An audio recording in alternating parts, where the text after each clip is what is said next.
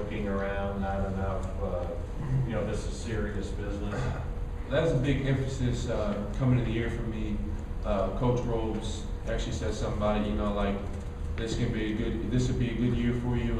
Don't joke around much, because that's what I did last year. I didn't play much, so I was always joking around, just trying to get the guys and be happy. And if they were down or something, I try to cheer them up or something like that. But this year, I try to refrain from doing that a lot, especially in practice and in games. I just come out and try to take care of business and try to get better every day. And last year, I definitely in practice I kind of joked around a lot and played around too much at times. And Coach Rove definitely said something about it this year. Just don't do it as much. What would make them angry? What would you do playfully that the coach would think this isn't the time and place? Maybe just be like, if he was coaching or something, I'll just, maybe whisper something to somebody or just bump somebody, just joking around, or just something like that. That'd be childish and playful.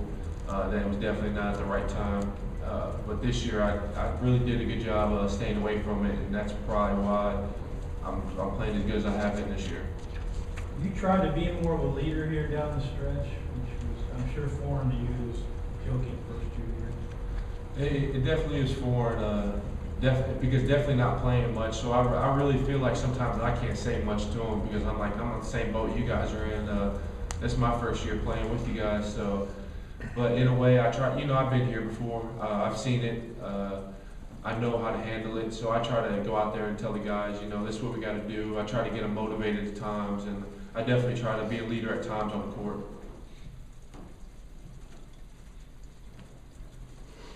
What did you, I'm still fascinated by when you were a freshman, you couldn't make a left-handed layup. What did you think of basketball, just in general? How important was it in your life?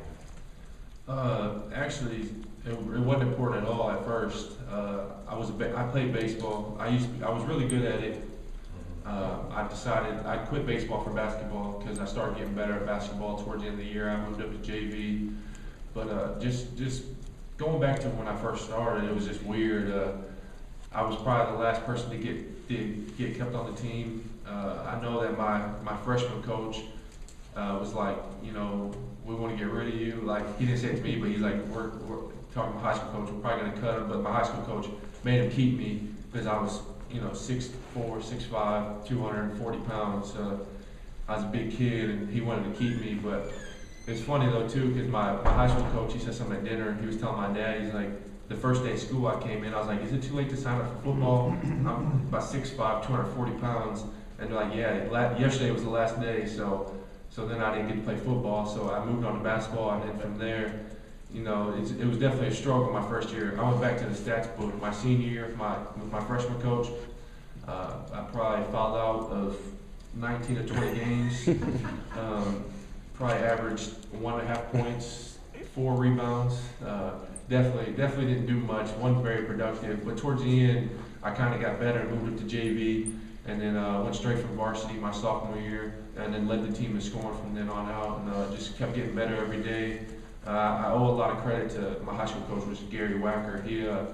He definitely worked me out every day in the summer, made me a better player, and just got me to where I need to be to move on to the next level. Why did you do it? You weren't very good at it. What kept you coming day after day, extra? I guess, I started to like it. I started to like basketball. I didn't know much about it. I always played horse and stuff in the jar with my mom and my dad, but the rim was only like 8 foot, so it really didn't count. But I grew up just shooting hoops in the driveway, but never played organized basketball until my freshman year. But I just kept getting better and better as the year went on, so I just wanted to keep playing and see how good I could get. What did you play in baseball? Your first baseman? First baseman I pitched. Yeah. I was pretty good. My dad taught me everything in baseball, and then he was really disappointed when I quit, but he's happy now.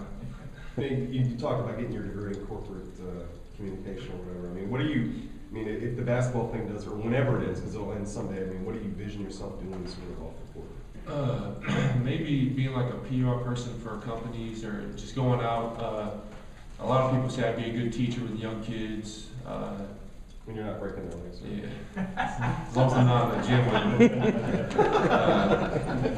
them. But, you know, I'm good with, I love kids. I got 3 nephews and I love them to death. And I love hanging out with them. And, you know, just hanging out with little kids for some, I think I'm a little kid. That's probably why I love hanging out with little kids.